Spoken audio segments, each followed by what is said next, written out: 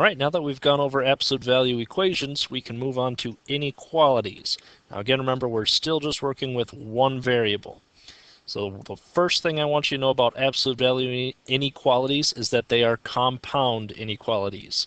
Even though they are all just kind of written out in one form and you don't necessarily see like the and or the or, these are technically compound inequalities in disguise.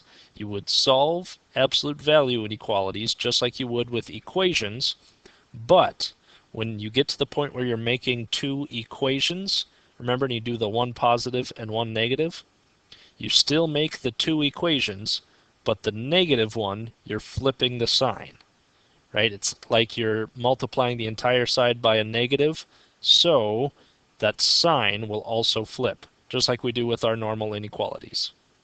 Okay, so some other things to go over about the fact that they are compound inequalities.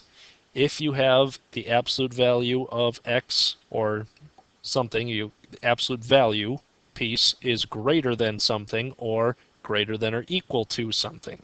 So anytime you're using greater than, that's when you're going to have two inequalities separated with or. Remember, there is a big difference between and or.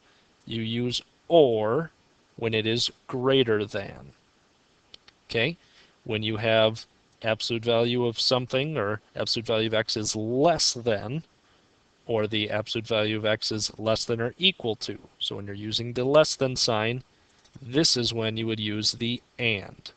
Okay, so and only goes with less than, or goes with greater than. Okay, one more thing to note.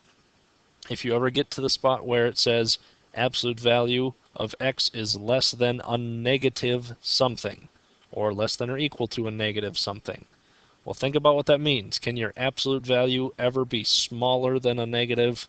No, there's going to be no solution in this case. Absolute value cannot be less than a negative number. That doesn't make sense. Okay, let's go over some examples of what this is all going to look like. So if I have an absolute value inequality, so 3 times the absolute value of x minus 4 is greater than 8. Just like before, we're trying to get our absolute value piece alone. So that's going to be this piece, this absolute value of x. So what do we got to do? We're going to add 4 to both sides. So 3 times the absolute value of x is greater than 12. Still got to get this piece alone, so divide by 3 on both sides. Absolute value of x is greater than 4. This is the point where we will split it. One where we have x is greater than 4, just like what we had here, just no more absolute values. And, because this is a greater, oops, sorry, with a greater than, this should say or.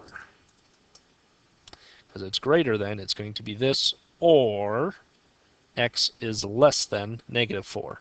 Notice, since this flipped, or since we have a negative over here, this will flip. This becomes a less than with a negative. So here are two answers. X is greater than 4 or x is less than negative 4. And we still have to graph them then. Or, if it asks us to, this is how we would. So go to positive 4, put an open circle because it doesn't say or equal to, and we want everything greater than. So that's everything included over here. Okay, because this is an or, we don't need an overlap. It's just this area or it's this area. So x is less than negative 4, not equal to, so we don't fill it in and shade everything to the left. Okay, notice there's no place that these two overlap, but because this is an or, that's all right. These two areas are our final answer then. Same thing. We have another example. This time we have operations inside of our absolute value. Just like before, we still need to get the absolute value part alone. So the first thing we do to both sides is add 2. When we add 2, we get absolute value of 2x plus 1 is going to be less than or equal to 11. At this point, we have the absolute value piece totally alone, and it is a less than, so we split it into 2. using the, with the less than, this is the one that should be an and. Less than should be an and one here.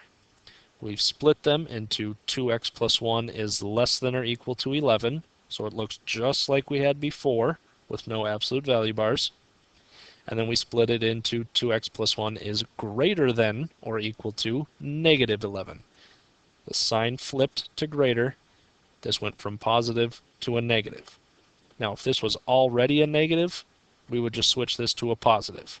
Okay, all you're doing is switching the sign, or just kind of making this entire side opposite. So let's solve one at a time. There we go. We're going to subtract the 1 from both sides and get 2x is less than or equal to 10. Divide by the 2 on both sides. X is less than or equal to 5. Solving on this one, we're going to do the same thing just like over here. Subtract 1 from both sides. Get 2x is greater than or equal to negative 12. Divide by the 2 on both sides.